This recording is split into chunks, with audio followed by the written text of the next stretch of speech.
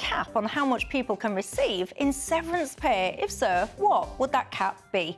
And Esther Ranson has said that she is considering assisted dying if her cancer treatment fails.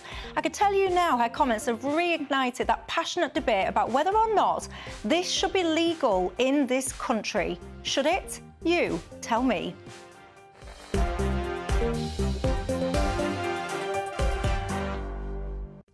We're going to debate all of that and more over this next hour. But before we get stuck into that, let's cross live to Polly Middlehurst for tonight's latest news headlines.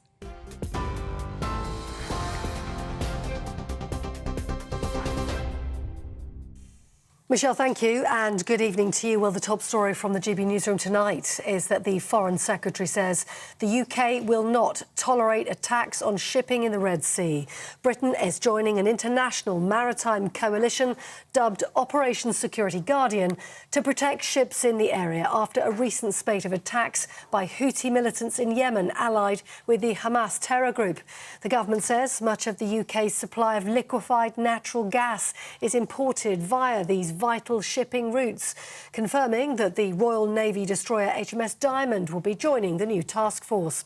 Lord Cameron says the Royal Navy's presence will send a strong message to those who've been targeting commercial shipping. This maritime task force that is being set up is looking for partners to help to allow that to happen, and Britain is going to be one of those partners, and I think Italy is going to be one of those partners too. For ourselves, we'll be lending some of our ships to that task. And I think it's very important that there's a very clear message to the Houthis in Yemen who've been launching all these attacks that, these attacks will not be tolerated, and we will defend ourselves against them, and it's very important that shipping keeps moving. The Foreign Secretary. Now, the Scottish Government has announced a new tax bracket for higher earners. It's among a package of measures set out by Deputy First Minister Shona Robertson in her first Scottish budget. The new 45% tax band will affect those earning between £75,000 and £125,000 a year. Meanwhile, those earning more than that will pay 48% tax. The changes are set to raise around £1.5 billion for Scotland's finances next year. Schools are being advised to inform parents if children say they'd like to change their identity. Under new guidance, there's no obligation for parents or teachers to allow students to transition their gender or to provide gender-neutral facilities. The Stonewall charity has objected, saying it's legally unworkable and not in the best interests of children. But Equalities Minister Kemi Badenoch says it is. Fundamentally disagree with Stonewall's analysis. We fundamentally disagree with their facts. The CAS review has shown that social transitioning is not a neutral act. It puts children on a medical pathway that can lead to irreversible medical decisions, the use of puberty blockers and so on.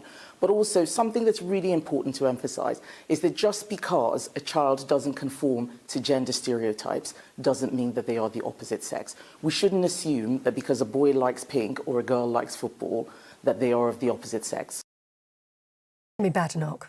Now, Ukraine's president has taken to the stage at his end-of-year news conference as his country's war with Russia nears a 2-year mark. Volodymyr Zelensky expressing gratitude to Ukraine's allies for providing financial backing and thanking his soldiers as well for their continued fighting to get Ukrainian territory back. It comes after a top Ukrainian general warned the military operations were being scaled back due to a drop-off in foreign aid. He said Russia had failed in securing victory, and he welcomed the decision to open EU membership talks with Ukraine. The great path, for some it may take decades. For us, well, time is nothing. We are sacrificing a lot. We are fighting for our independence. We are fighting for our country, for a future, the future that we choose by ourselves, and not the future that is chosen by the Russian Federation. Zelensky. Here, Michael Gove has put council planning departments on notice, saying slow approvals will not be tolerated.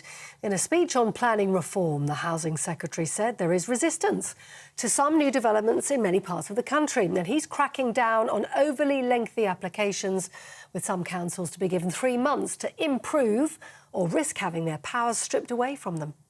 Where there is and has been consistent underperformance, I will act. So today I'm taking steps to deal with underperformers in the planning system. And there is no greater failure than the failure to actually have a plan in place. I'm prepared to act wherever there's failure. I expect all other authorities to make sure that they have a timetable for an up-to-date plan in place within the same timeframe, with a copy provided to my department.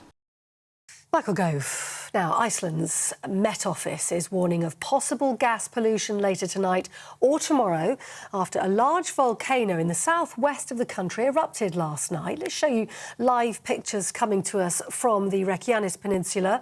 If you're watching on television, hopefully you can see those. I don't know if we're going to be able to get them to you. Sorry, problem with them at the moment. But we have been showing you throughout the day lava continuing to spew out of that 2.5 mile long crack in the Earth's surface. Iceland's government saying it doesn't pose a threat to life, but of course naturally there are flight delays and curious sightseers are being warned to keep well away. We'll show you those pictures in the next hour. In the meantime, that wraps up this GB News bulletin. Across the UK on TV, in your car, on digital radio and on your smart speaker by saying play GB News. This is Britain's news channel.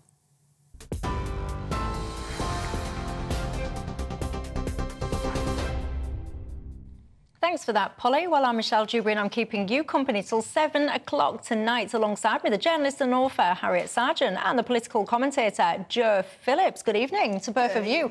A little bit of a ladies' night tonight, isn't it? Yes. Rather nice. I might identify as a fella. Until 7 o'clock to balance it all up a bit. I might be Michael or something. Just get a little bit of a male perspective in there. Anyway, hello everybody. We are with you till 7 o'clock tonight. And you know the drill, don't you? It's not just about us. It is very much about you guys at home as well. What's on your mind tonight? I want to talk to you about a lot of things tonight. I want to look back on Sunak's 2023. Do you think is that a good one or not? And I also want to talk to you about the topic that I know many of you will have very strong opinions on, assisted dying, whether or not that should be legal in this country or not. And of course, golden goodbyes. People get paid an absolute fortune sometimes on the way out, don't they? And often, by the way, I can't help but notice they've done a terrible job whilst they were in there in the first place. Is it time now to put caps then on public sector severance pay or not? So all of that coming your way and lots more. But for now, shall we kick off? Rishi Sunak, he is at his final grilling of the year at the liaison committee. Many people will call it kind of like a super committee. It's made up of all the select committee chairpersons. They get to grill him, I think it's a couple of times a year. And as I said, this is his last one before Christmas. I bet he's breathing a massive sigh of relief. Then it's got me wondering, well, let's remind ourselves, shall we, of his 5-point plan.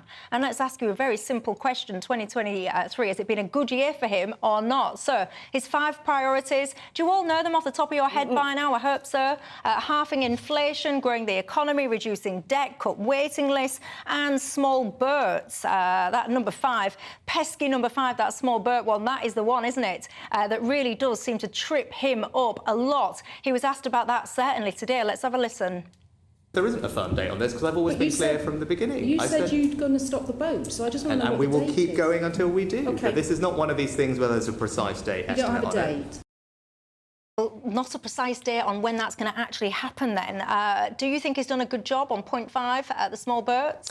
Well, I think it's a heap of deceit because, OK, he has done, and he said that at the Select Committee, he pointed out that he's actually done quite a good job with the Albanians because he's managed to return some Albanians, so that has been a deterrent. And Albanians coming here, I think, has fallen by about 80%. So we have to give him that. But the actual small boats, he's desperately trying to find the equivalent deterrent, and he's definitely trying to discover Rwanda as the answer. But again, as I think that lady pointed out, that he can't even even get a plane. At the moment, no planes will actually fly. So he can't even get a plane to take them back. And the other point that was made in the Select Committee questioning of him was I think it was Diana Johnson, Dame Diana Johnson, was going on and on about bringing down the asylum backlog. Now, this is something that both Labour and the Conservatives keep telling us is a great thing to do. But civil servants not noticed for being anti-immigration or putting their heads on the block, actually earlier this week came out and said that cutting the asylum backlog means that all they're doing is just letting people just come in. Then they've suspended the face-to-face interview and they've replaced that with a 10-page questionnaire. So you can imagine just how successful that is with terrorists and serious criminals, as the civil servants said. Jo? Well, to go back to your original question about has Rishi Sunak succeeded, I have to confess to you that Harriet and I, before we came on, we had to check what the 5 policies were. Yes, we did. Well, you're not watching GBNews then. I know. And, you know, call myself a political commentator. It's appalling, isn't it? And we could remember the boats, we could remember the economy or inflation, and we could remember NHS waiting lists. Well, I'm going to go through most of them. Oh, OK, so all right. With the small boats. All right, so the small boats thing. We're going to work our way through them. OK, you've got a cunning plan. I think he was foolish. Anybody would have been foolish to say, I am going to stop this, because the one thing that is guaranteed is that if the weather is favourable, people will still try and cross the channel, regardless of the deterrents and everything else. The biggest single deterrent is bad weather. And so that's why you get a period when there's no boats and some boats. And to go to Harriet's point about clearing the backlog of asylum seekers, some of these people have been waiting for over 2 years. They're costing the British taxpayer an absolute fortune. Something like 85% of them are granted asylum. So actually, if the backlog hadn't been building up to such high levels, those people could have been integrated into the community, working, paying taxes, doing stuff, instead of sitting there twiddling their thumbs and costing the public a fortune. So I think the backlog has been important, and the government has known about it and has watched it increase and increase. So I think that's a slight red herring on this. But, whether or not he can stop the boats, I don't think Rwanda's going to be the great deterrent. I've reached quite a regretful conclusion. It brings me no pleasure in suggesting this. But the more I think about this, the more I talk to people about this, the more I sit and listen to different people's ideas and all the rest of it, I actually have now concluded that I think there's only one real way that you would ever be able to properly stop those boats on an ongoing basis, and that would be to try and deploy some so-called pushback, turn-back operation. Because if people genuinely understood, if you get on that boat, doesn't matter who you are, doesn't matter what your story is or where you've come from, if you get on there, categorically, 100%, there is no way at all you will be taken to or make it halfway or whatever it is and end up on UK shore. It's not going to happen. It's not going to happen. Well, why would you then give your money to these traffickers? Well, the traffickers are telling you lies, and I mean they are the people that. Well, they're not telling you lies, because when these traffickers take the money, that's because most of them do get to the UK shores. That's what I'm saying. They get in, and you've just said 85%. But the point is, the one country, those are people who are seeking asylum. That's not necessarily people who arrived on the boats. Well, the backlog is people seeking asylum. But the one country that has, I think it's actually quite useful to look at the one country that has succeeded in more or less stopping migration, and that has been Australia. And the only way that it could do this, and I find it quite extraordinary that we would have to contemplate this, but the only way that they could do this is by dropping out of all the sort of human rights legislation, the UN Convention, all of that, which is what Australia did. And that is the only way that you can control who comes into your country, which in itself is madness. Well, Australia did start doing a lot of things and then drop the more extreme things. I mean, we've had bonkers ideas from Priti Patel when she was Home Secretary about putting wave machines that would, you know, repel people coming to this country. Well, I don't know what it would do to the cross-channel ferry traffic, but I don't think it would be hugely helpful. And there are lots and lots of things, but you've got to stop the boats leaving the French and Belgian coast in the first place, and that is the problem. But that's not happening. Doesn't matter how many millions how many millions have we poured into France? How many millions and millions of pounds have we poured into the French? Well, the French make the point, which I have to say I have a certain sympathy for, that we are inviting people in. We have turned ourselves into such a lure. I mean, after all, these people are paying quite a lot of money to leave France to come to us. They're not staying in France. I mean, that's another thing we could look at. And the reason is, as a number of French friends have told me, is because we have a thriving black market. But in France, it's very difficult to work illegally. So that's not... that they want to come here and work, and they want to make money. I mean, that's the whole point of coming to the UK. Well, one of the things you touched upon when it comes to this Rwanda situation is whether or not there would be the planes available and willing, the organisations willing to actually make these flights. This is something that Rishi Sunak was asked about today. Let's listen. I understand that no airline is willing to actually contract with government to remove people to Rwanda because of reputational damage. Is that correct? There isn't an airline that you've got lined up to remove people? I think we are, in terms of timing, I'd say I want to get flights off as soon as practically possible. You need some planes to do that. We do, but we also need to be able to pass the legislation through Parliament first. Right, but on the plane point, which I'm asking you specifically about, do you have an airline that's ready to go? I'm confident we will have the ability to send people to Rwanda. But you there don't are have many an airline. steps. Again, you wouldn't expect me to comment on commercial conversations that are necessarily private.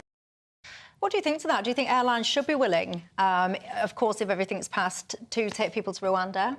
Well, I think that's part of a bigger problem in the UK, which is that it's that immigration, illegal immigration, asylum seekers is all seen as a good thing, that we should all welcome them, and you're a nasty person if you stand up against it. And the airlines are saying, according to that it's reputational damage they are going to suffer. But why should it be reputational damage? I mean, that's so sad that people consider it reputational damage to actually decide who comes into the country.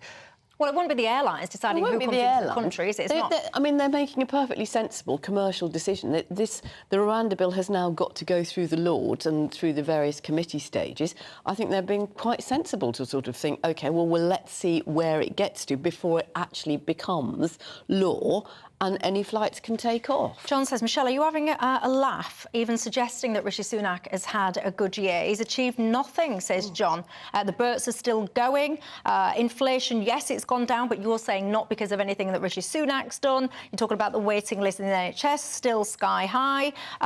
You're saying is useless, although you do caveat it and say, but the alternative is no better. Roger says, Michelle, hang on, we voted for the Tories based on their 2019 manifesto, not on some random unelected PM's 5 pledges. Please, can people not forget that point? Ronnie says he's done an awful job. He says, we live in hope of common sense.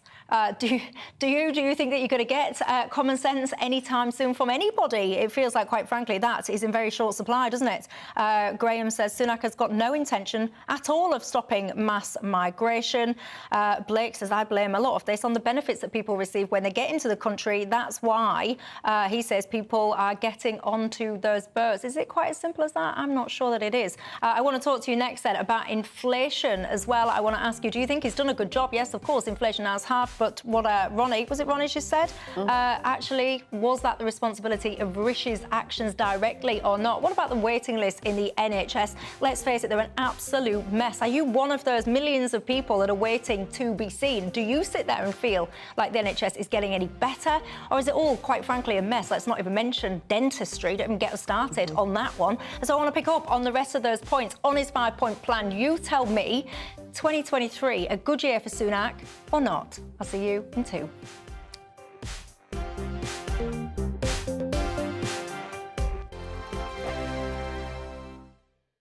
Good afternoon, Britain. Good afternoon, Britain. Join us, Tom and Emily, To find out what's happening in the heart of Westminster. and why it matters to you.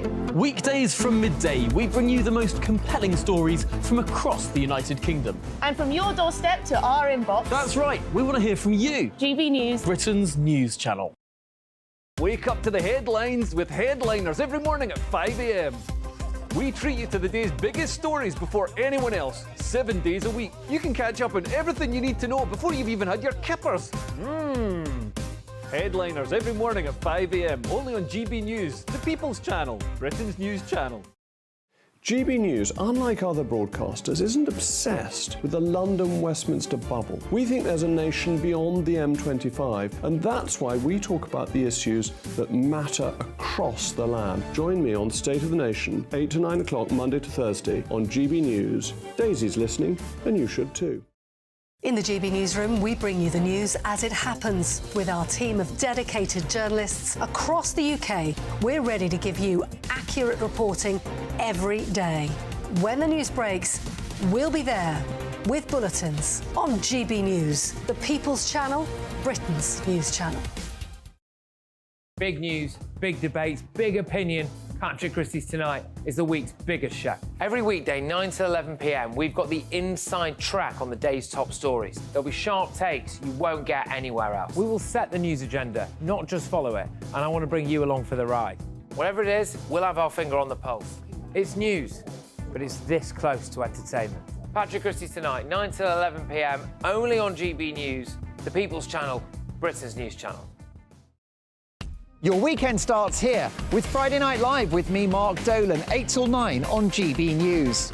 Big stories, big guests and big laughs as we get you ready for a cracking weekend. That's Friday Night Live with Mark Dolan, Fridays 8 till 9 on GB News. Bring your own drinks, the admission's free.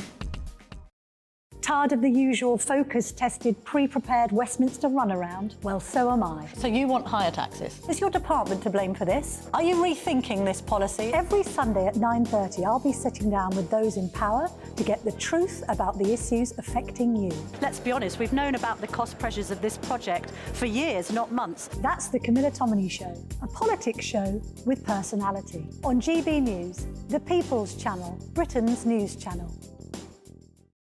I'm Andrew Doyle. Join me at 7 o'clock every Sunday night for Free Speech Nation, the show where I tackle the week's biggest stories in politics and current affairs with the help of my two comedian panellists and a variety of special guests. Free Speech Nation, Sunday nights from 7 on GB News, the People's Channel, Britain's news channel. On Patrick Christie's Tonight, 9 till 11 p.m, I've got a cracking show for you. After the alleged anti-white racism storm, BBC 5 Live presenter Nihal Arthur-Naika has snapped back, saying that he will never stay quiet. But should he just shut up? Plus, Dame Esther Ransom has signed up for Dignitas, but does she actually have her family support? Dame Esther's daughter will join me live.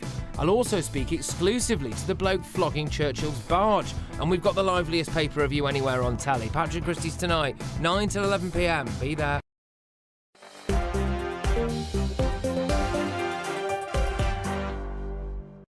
Hi there, Michelle Dewberry with you till 7. Journalist and author Harriet Sargent alongside me, political commentator to Joe Phillips. I'm asking you, 2023, good years for Sunak or not? The whole inflation thing popping up, of course. I don't know. I mean, I don't think anyone out there really thinks anything to do with Sunak has helped change that, have you? I've got to say, would you have wanted to be Rishi Sunak there in 2023? Because things haven't really been easy when it comes to things outside of this government's control, has it? David says, Michelle, can't believe you've even just been talking about pushbacks in the Channel. 1, he says, it's against maritime law. 2, who on earth would do it? The Navy, for example, said that they wouldn't. And he says, 3, pushback in the Channel would cause deaths and drowning. Essentially, he thinks that's a stupid idea, I get the sense from David there. Well, the only way to truly stop deaths and drownings, of course, which is what people want to stop, is by stopping people getting in those boats in the first place. If you've got a better idea, David, you tell me what you think it would be. Let's talk NHS then. Are you on that waiting list? What do you think? Has Rishi Sunak done a good job? In fact, let's listen to him being questioned about it this afternoon. On waiting lists, I'm pleased that the longest waiters, that we have successfully eliminated the number of people waiting 2 years and 1.5 years virtually, which is good progress. But overall waiting lists obviously are impacted by industrial action. You know what? I think you only really truly appreciate the mess that the NHS is currently in if you're someone who's sitting there, I don't know, walking around in agony because you need a hip replacement or you've got a bad back and you're desperately waiting. I think if you're in the luxurious position to be able to afford private care, this perhaps isn't that much of an issue for you, but there are millions of people still that have not had the care that they need. It's unacceptable. Do you think Sunak's doing a good job? No, not at all. And I think it's absolutely shocking. As you say, there are people in pain for years. There are people dying on a NHS waiting list, and nothing seems to be done about it. I mean, we have one sort of mass reorganisation of the NHS after another, with huge amounts of money. I mean, we're fast becoming a state sort of attached to a health service, huge amounts of money put into the NHS and getting very little out of it. And it is time to really look at the NHS from the bottom up and work out what's going wrong. I mean, which I have to say, to his credit, Wes Streeting is sort of making those noises. Because, you know, everybody complains, oh, it's going to lead to privatisation of the NHS. But at the moment, there's so many people who are so desperate that they're sort of raising money, they're borrowing money, families are coming together in order to get that hip replacement for their old mother or whatever. So it's almost turning into a privatised, being forced into it. Jo? Yeah, I think it's an utter shambles, and I agree with Harriet. I think Wes Streeting, the Labour Shadow Health Secretary, has been brave enough to talk about something which the Labour Party it's always been traditionally, you mustn't criticise the NHS. Nobody's actually criticising the people who work in the NHS, but you have got to say it's no good just keep pumping billions and billions of pounds in. If you can't get an appointment to see your GP or everything is online, how is that early stage cancer going to be diagnosed? How is that other underlying thing that you don't mention until you go out of the door going to be diagnosed? It's absolute root and branch reform. But we've also got to make the country healthier as well. People need to, you know, obesity is one of the biggest drains on the health service. We've got to make it easier for people and encourage people to live better, healthier lives. Let me ask you a harsh question. Be honest, I won't tell anyone the answer. Do you look after yourself properly? Do you do everything that you can to keep yourself as healthy as possible? Do you eat the right foods at the right quantities? Do you drink too much? Do you smoke perhaps? I don't know. You get in touch and tell me, do you help do what you can to relieve the strain from the NHS? I'm interested to hear what you say about that. Now, you know what? We've only been waiting since 2018. The day has finally happened. If you've got children, grandchildren, or I would argue, actually, if you care about basic reality and truth, then this is an issue which would concern you, because finally schools have received some guidance about what on earth to do when it comes to what they're now calling gender questioning children. Let me just pop up on the screen just a statement, a graphic that outlines the approach that the government would say that they have actually taken when it comes to this matter. What they would say is they want to safeguard the welfare of children with a cautious approach, ensure that parents are involved in decisions about their children's lives, protect single-sex spaces such as toilets, showers and changing rooms, confirm that biological sex is fundamentally important when it comes to fairness in competitive sport, and confirm that there is no general duty to allow a child to socially transition. That last one, if you ask me, is a very key one. Harriet, where are you on this? Well, I'm absolutely for this. I mean, finally, now this isn't law, it's just guidelines, but finally we've got some compassionate, common sense advice to schools. But what's so extraordinary is that we have needed to get compassionate and common sense advice, and that this seems to be the position that became so extreme in schools that we've had to have this. I mean, it was so extreme that the idea that parents should be involved in decisions that were going to have a long-term impact on their children's physical and emotional and mental well-being was thought bizarre. That the idea that that boys who've gone through puberty should be playing sport with with girls was thought that was thought bizarre if you were against that. And I think we have to remember in all of this that we're dealing with teenagers, and teenagers love to try different things out. They love to experiment, and they love sometimes to experiment too dangerously and be too wild. But as adults, our job is to make sure that they experiment safely, so that, for example, we don't allow young people to drink or go into nightclubs till they're 18. We don't allow them to have sex till they're 16. So why are we allowing them to take these extraordinary decisions that are going to have such impact for the rest of their life without a lot of thought and safeguarding? Jo? Well, I can't really see why this guidance has been delayed for such a long time, because it's pretty much common sense. And most of it is what good schools are doing anyway. Good school leaders will be having a conversation with their pupils and, when appropriate, with the parents. Now, they may, you know, there are extreme cases where the child might be at risk for whatever reason, and no teacher is going to put a child at risk by doing that. But, you know, we send our children to school for a large chunk of their lives. We are giving teachers that in loco parentis. We are basically handing over the responsibility from us as parents to the teachers. So I think we need to respect and trust teachers and actually accept that most teachers and most schools do a good job. And most teachers would want to say, OK, so Harriet, you want to be called Harry and la la la. Let's talk to mum and dad about it, or whatever. It's a sort of stating the bleeding obvious in a way, this thing. But in a way, it's good clarification for teachers who are worried that they're going to be criticised or worse, penalised. If you give out the guidelines, it sort of makes it a little bit clearer for everybody, which has got to be a good thing. Well, I can tell you now, there's a lot of people that are quite unhappy about this. For example, Stonewall, they say this does not put the interests of children first. It's not fit for purpose. They're saying that trans children are all of a sudden regarded as a contested belief. They liken it to Section 28, which many of you perhaps will be familiar with, when it was basically said that you can't encourage, I put that in quotes, people being gay, essentially. Now, to join me to have this conversation, Peter Tatchell, the human rights campaigner, joins me. Good evening to you. What do you think to this guidance that's been shared today? The first thing to state is that in the overwhelming majority of cases, teachers, parents and children work together to discuss these issues. Nearly always, when a child is socially transitioning, they do so with the support of their parents, and their parents consult with the school consults with the parents. So this is a bit of a storm in a teacup over a very tiny minority of cases. The other point to make is that social transitioning, which is what these guidelines are talking about, does not involve hormones or surgery. It's simply someone adopting a preferred trans name and pronoun and maybe dressing in their trans identity. That's all. It's all reversible. It's all changeable. It's nothing that's going to affect the person for the rest of their life. And as we've heard, young people do experiment. They try something for a few weeks or a few months. If they don't like it, they revert back.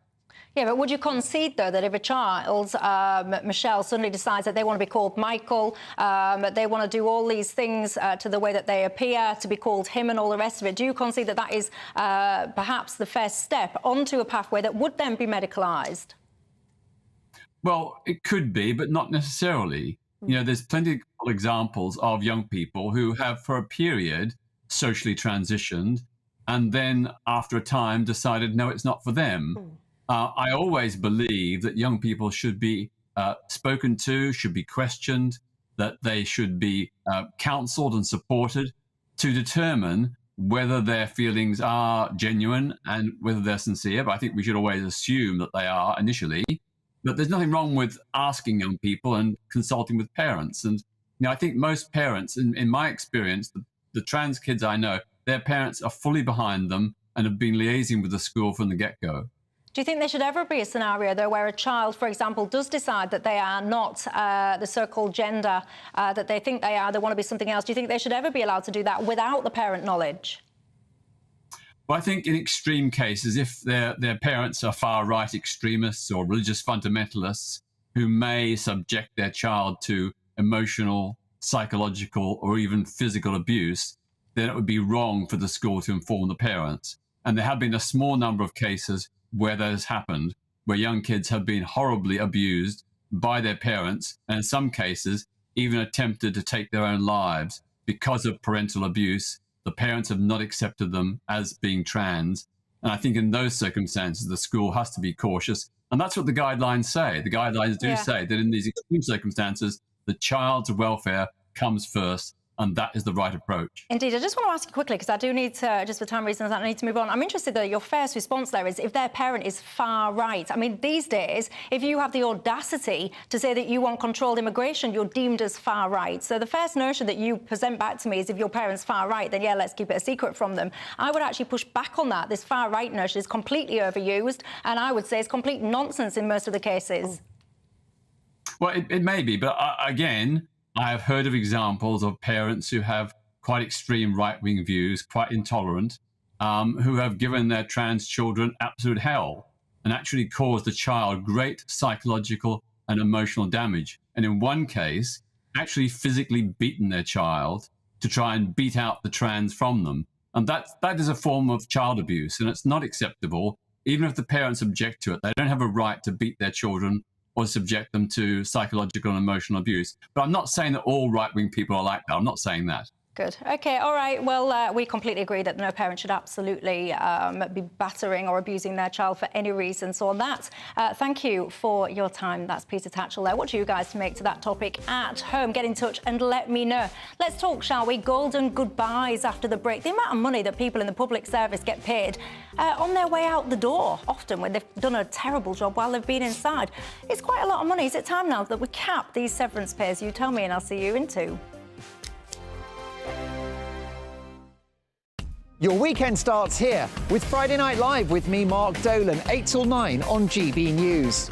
Big stories, big guests and big laughs as we get you ready for a cracking weekend. That's Friday Night Live with Mark Dolan, Fridays 8 till 9 on GB News. Bring your own drinks, the admission's free. Wake up to the headlines with headliners every morning at 5 a.m. We treat you to the day's biggest stories before anyone else, 7 days a week. You can catch up on everything you need to know before you've even had your kippers. Headliners every morning at 5 a.m, only on GB News, the People's Channel, Britain's news channel. In the GB Newsroom, we bring you the news as it happens. With our team of dedicated journalists across the UK, we're ready to give you accurate reporting every day. When the news breaks, we'll be there with bulletins on GB News, the People's Channel, Britain's news channel. Big news, big debates, big opinion. Patrick Christie's Tonight is the week's biggest show. Every weekday, 9 to 11 p.m, we've got the inside track on the day's top stories. There'll be sharp takes you won't get anywhere else. We will set the news agenda, not just follow it, and I want to bring you along for the ride. Whatever it is, we'll have our finger on the pulse. It's news, but it's this close to entertainment. Patrick Christie's Tonight, 9 till 11 p.m, only on GB News, the People's Channel, Britain's news channel. Good afternoon, Britain. Good afternoon, Britain. Join us, Tom and Emily, To find out what's happening in the heart of Westminster. and why it matters to you. Weekdays from midday, we bring you the most compelling stories from across the United Kingdom. And from your doorstep to our inbox, That's right, we want to hear from you, GB News. Britain's news channel. GB News, unlike other broadcasters, isn't obsessed with the London-Westminster bubble. We think there's a nation beyond the M25, and that's why we talk about the issues that matter across the land. Join me on State of the Nation, 8 to 9 o'clock, Monday to Thursday, on GB News. Daisy's listening, and you should too. I'm Andrew Doyle. Join me at 7 o'clock every Sunday night for Free Speech Nation, the show where I tackle the week's biggest stories in politics and current affairs with the help of my 2 comedian panellists and a variety of special guests. Free Speech Nation, Sunday nights from 7 on GB News, the People's Channel, Britain's news channel. Tired of the usual focus-tested, pre-prepared Westminster runaround? Well, so am I. So you want higher taxes? Is your department to blame for this? Are you rethinking this policy? Every Sunday at 9:30, I'll be sitting down with those in power to get the truth about the issues affecting you. Let's be honest, we've known about the cost pressures of this project for years, not months. That's the Camilla Tominey Show, a politics show with personality. On GB News, the People's Channel, Britain's news channel.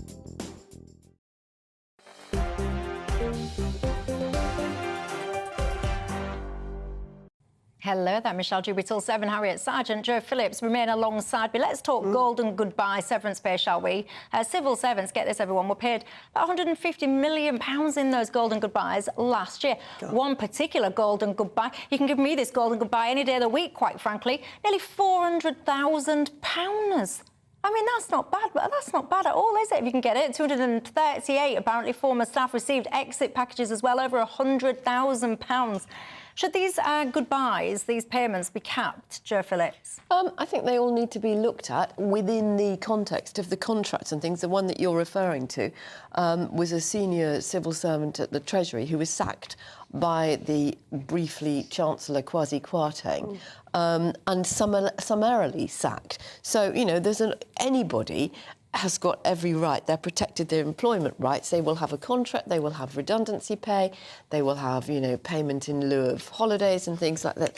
I mean, you know, I don't think, I know it's out of the public purse, I don't feel as cross about that as I do about the people who are rewarded for failure, like, you know, the woman who is running the post office, when all those sub-postmasters and mistresses were wrongly accused and sent to prison and prosecuted and lives ruined, who walked away with an honour and a payoff.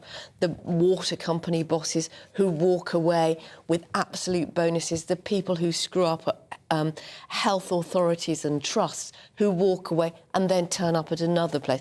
There are worse people who are rewarded for failure. So I don't think it's as simple as saying we should put a cap on it. That doesn't mean anything. Harriet? Oh, I entirely agree. I mean, I think these people, exactly as Joe said, are being rewarded for favour. They're getting a large amount of money. But the whole thing, I think, about both civil servants and a lot of these people who run quangos and whatever, is they get this large amount of money, and I'm all for people being paid large amounts of money if they earn it, if it's quite transparent why they have been successful. And at the moment, with civil servants, just to take an example, we have no idea if they've earned that money, whether they actually have been complete failures, what they've done. And I would like to see that kind of laid out so we can say, yeah, he did this, they did that. Let's reward them. It's very difficult, isn't it, to measure the success of civil servants. But I would say if you talk about, let's say, housing, we've had something like 16 housing ministers in the last decade. So actually, if the civil servants have managed to keep the whole thing rolling on, they've probably done a better job than the politicians who we don't hold to account on their performance-related pay. And just, you know, to put it in context, they're about to get a 7% pay rise. Well, there was talk about whether or not there should be this consultation on putting a cap to this. If anyone in the government wants to start consulting on civil servants' severance pay, I would say to them, you need to have a long look in the mirror, because one of the things that infuriates me, I can tell you now, is when someone has a ministerial position and then they leave that ministerial position and they can get severance pay. I think it's about a quarter. And I sit there and I think, when you look at how many ministers we've had in the last, I don't know, couple of years, don't even ask me to add them all up. But when you're looking at, you're then going to be paying people a quarter. And I remember there was a row with one of them about whether or not she would give the money to charity because she'd got thousands of pounds after being in a job for approximately 5 minutes. And Liz Truss, you know, Prime Minister for 49 days, tanked the economy and walks away with access to former Prime Minister allowances. Yeah, so I do think sometimes, because I know civil servants have been in touch with me before and said, Michelle, why is it always us that get the kicking? Why is it always us that the spotlight seems to go on to be held up for the accountability and the failures that perhaps are going on elsewhere? So, yeah, that ministerial one, that would be something that I would be certainly looking at if I was ever, luckily for you lot, I'm never going to be your Prime Minister, but if I was, perhaps I'd have that in my sights. So I would. Michelle, never. I wouldn't inflict that on the population, Joe. I don't know. Election next year? No, it's not. No, you're all safe. You're all safe. I'm not going to run for office again. After the break, there's something I want to talk to you, and I know we have very divided opinions on this. I know people at home have very strong opinions. Assisted dying, should it be legal in this country or not? You tell me.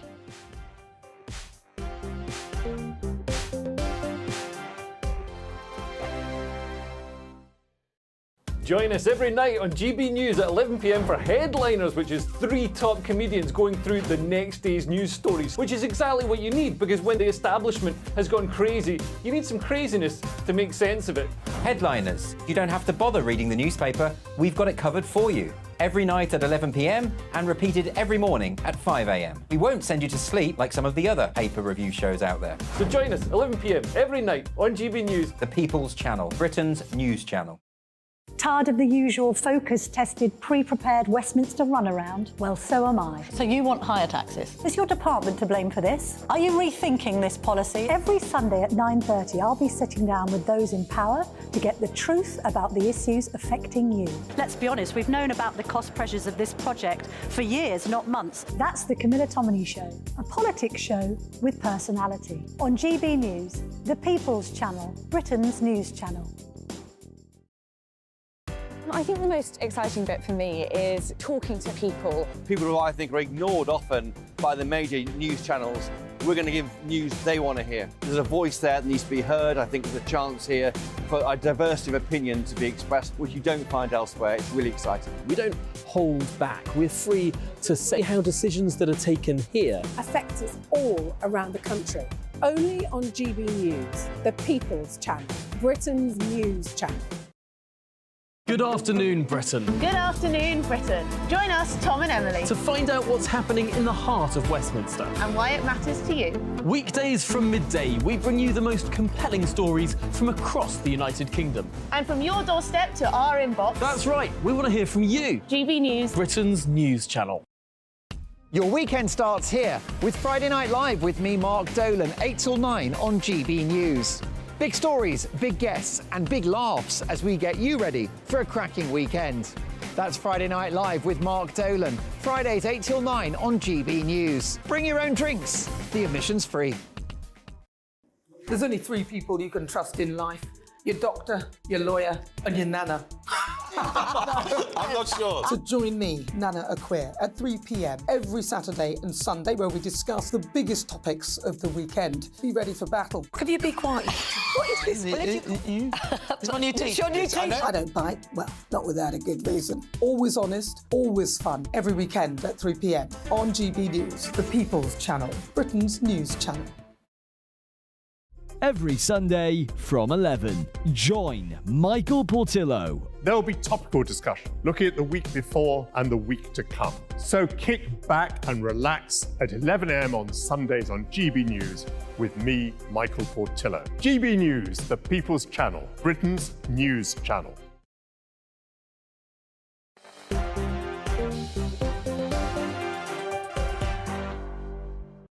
Hello there, Michelle Dewberry till 7, journalist and author Harriet Sargent. Alongside me, as is the political commentator Joe Phillips. I want to talk to you about a subject that I know many of you will have very strong opinions on. We're asking this question. It's about assisted dying because the founder of Childline, Esther Ranson, you'll be familiar with her, she said she's considering assisted suicide if her cancer treatment fails. You know, I think this is a really sad and emotional topic. It's one that divides many. Do you think it should be legal in this country, Joe? Yes, I do. And I think, you know, good for Esther Ranson for speaking out about it. We heard very recently about Dame Diana Rigg through her daughter, Rachel Sterling, the actor, who'd asked, you know, basically, I've had enough, push me over the edge. Now, Esther Ranson's got stage 4 lung cancer and she's perfectly got all her wits about her. She's well known and well loved and respected, you know, across the country. She knows what she wants and she's in a perfectly sensible position to say, when I get to the stage when the treatment isn't doing any good, I want to be able to make that decision. It's interesting because Kit Malthouse, who's a government minister, was talking earlier. 2015 was the last time there was a vote in the Commons on assisted dying. And he was saying how much things have moved on. And I think it is time that we stopped criminalising people and allowed people who have, you know, who are fully compos mentis to make a decision about the treatment they want and the way they want to end their lives. I totally agree. I mean, I actually sat with my old tutor from university and on an NHS ward and watched him die. I stayed with him for 3 nights and 3 days and watched him die. And all I can say is I wouldn't want my dog to die like that. He was in pain. The staff didn't come and help him. I had to go and get the staff, and even then it was very difficult. And it was a really distressing and awful thing to watch. And when I wrote about this, I got so many letters from people saying that their loved one or their elderly relative had been through the same thing, and that it is absolutely time that people had a choice how they're going to die. Absolutely. Especially because when you talk to people who are actually against assisted dying, they think there's this sort of happy death when we're in a hospice and it's all going to be lovely. Well, I want to tell them that's just not true, exactly. because I think it's only about a third of people who need hospices actually get into it. It is just not true, and we need to face how grim death can be in this country. Well, and I think we need to have, and good for Esther Rantzen and the late Diana Rigg, because it means we can discuss it on programmes like this. And I think it's important that people discuss it with their families, they make their wishes very clear. And, you know, we do have a living will. Now, you should be able to say, you know, I don't want treatment, you know, if I get to such and such a stage. I had a very dear friend who she was diagnosed with an incurable disease.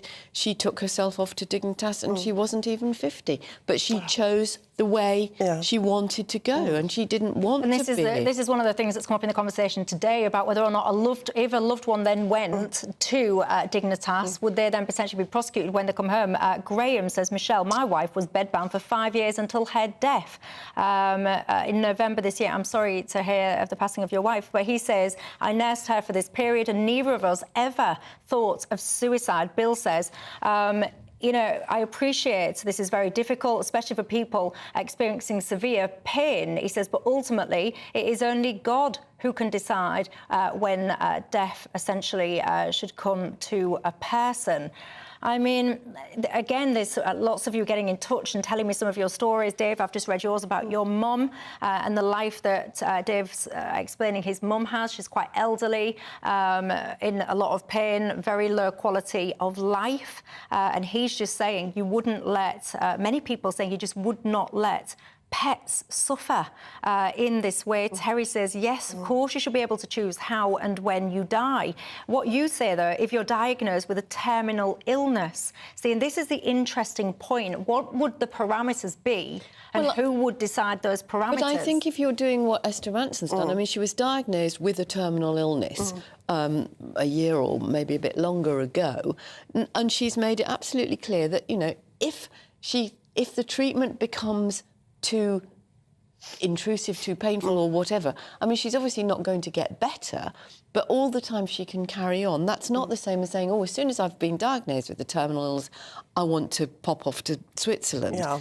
It's about having a conversation and about controlling at what stage you want to say, I've had enough. Well, also curating your own death. Precisely. I mean, I have a lovely vision. I'd like to die in my bed with my beloved people that I love round me and my pets on the bed with me. That's my idea of how I want to die. And why on earth should I not be allowed to have that? Richard says, I completely disagree with everyone saying it should be legal because it would leave weak people open to pressure and manipulation, especially, he says, for financial reasons, people trying to get their mitts on people's... But you can have doctors. Because you can, you know, you've still got safeguards, just in the same way as you have for legal power of attorney for health and welfare decisions. You know, there are decisions that we are taking every single day about ourselves or about our loved ones, whether it's about, you know, do not resuscitate, which isn't, as lots of people think, oh, don't keep them alive. It's about actually, do you jump on somebody's sternum and break their ribs when they're 97 and the chances of recovery are not very good? I have power of attorney over very aged parents, so I know about this. And there's you know, my GP is forever saying, well, you can do this, but you can't do that. Exactly. So you could have two doctors. I mean, it's already quite quite strictly looked. You see, it is a topic, and I mean, it comes round so often, doesn't it? There's many prompts that will create this conversation, this debate again. I'm not sure we're any further forward in moving towards a conclusion in this country. Like I say, so many people massively divided on this, and I can see both parts, I must admit, but I personally would certainly like the choice. And for me, it's about choice. Give people a choice, and it's up to them. But also, I share that concern about people perhaps being manipulated. Look, I started the programme asking you, do you reckon Rishi Sunak's had a good 2023 or not?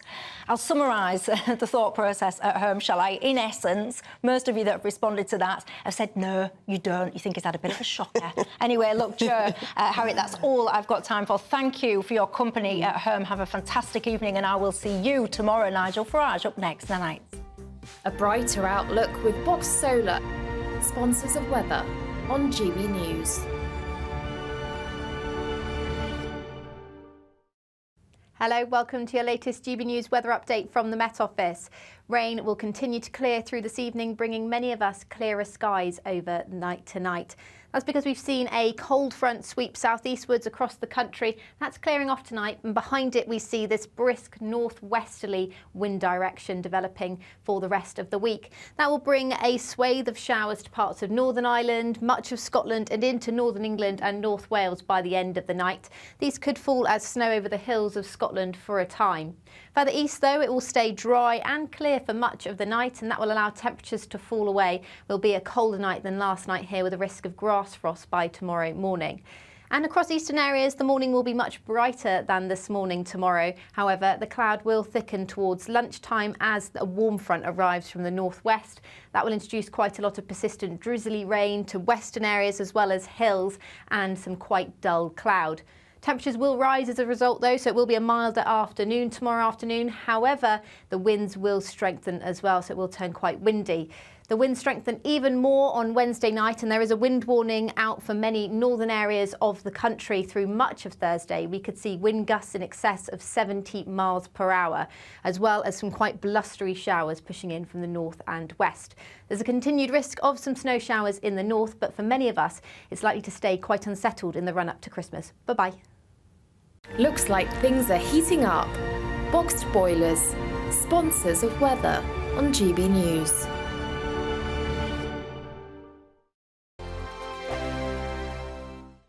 What you get for breakfast is something that, if we do our jobs right, you will wake up to news that you didn't know the night before. It's a conversation. It's not just me and Eamon. We want to get to know you, and we want you to get to know us.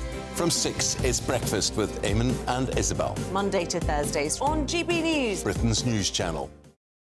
Have a great Saturday night with me, Leo Curse, on the Saturday Night Showdown. It's a crazy world out there, so come and make fun of it with me, my panel of comedians, and a couple of people who actually know what they're talking about.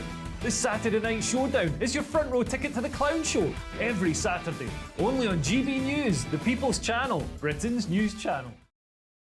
Your weekend starts here with Friday Night Live with me, Mark Dolan, 8 till 9 on GB News. Big stories, big guests and big laughs as we get you ready for a cracking weekend. That's Friday Night Live with Mark Dolan, Fridays 8 till 9 on GB News. Bring your own drinks, the admission's free. Now then, Lee Anderson here. Join me on GB News on my show, The Real World, every Friday at 7 p.m. I'm not eating bloody cat. Are you Delicious. mental? Open your mouth. OK, here comes a train. Reminds me of the scene in Singing in the Rain. Adam, is that a good one? Whoa! Join me at 7 on GB News, Britain's news channel. Good afternoon, Britain. Good afternoon, Britain. Join us, Tom and Emily. To find out